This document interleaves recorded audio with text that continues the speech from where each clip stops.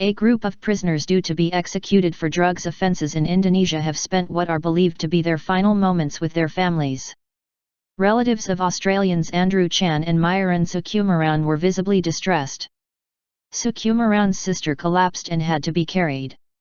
Chan, Sukumaran, and 7 others are expected to be executed by firing squad as early as Tuesday night local time. A French national still has his appeal under review. Indonesia has some of the world's toughest drug laws, but Jakarta has justified this due to the country's own drugs problem. 33 Indonesians die every day as a result of drugs, according to Indonesia's National Narcotics Agency. Australian media reported that families of Chan and Sukumaran were given about 5 hours to say their goodbyes, and that the men had been denied their own choice of spiritual advisor in their final hours, instead being given Christian guides nominated by the authorities.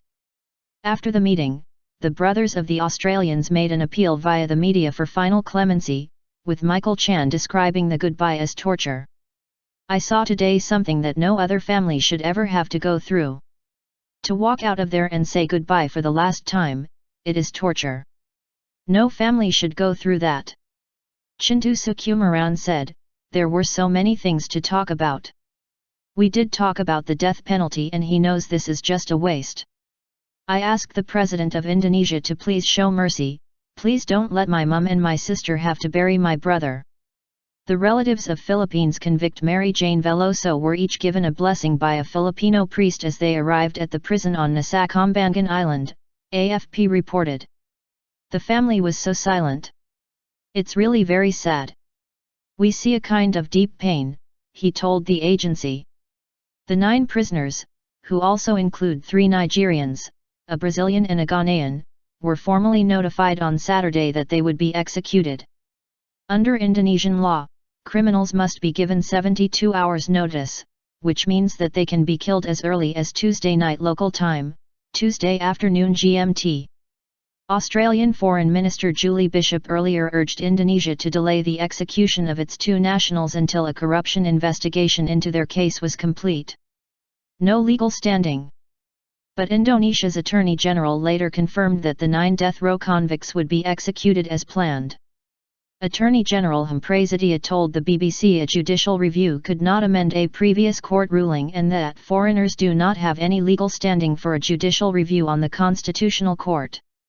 Claims that the Indonesian judges in the trial had asked for bribes for lighter sentences first surfaced earlier this year. One of the judges involved in the case denied there had been political interference or negotiations about bribes. "I can assure you there was none," the judge told Fairfax Media. "We protected ourselves from everybody. It was purely our decision." The head of Europe's 47-nation human rights organization, the Council of Europe, also issued a statement on Tuesday calling on Indonesia to call off the execution. "The death penalty is a terrible injustice which can never be put right," said Council of Europe Secretary General Thorbjorn Jagland. Chan and Sukumaran, along with 7 other Australians, were arrested in Bali in 2005 for trying to smuggle more than 18 pounds, 8.2 kilograms, of heroin from Indonesia to Australia. The pair were later found to be the ringleaders of the group and sentenced to death. The other 7 members of the Bali 9 are currently serving either life or 20 years in prison. Indonesia has some of the toughest drug laws in the world and ended a 4-year moratorium on executions in 2013.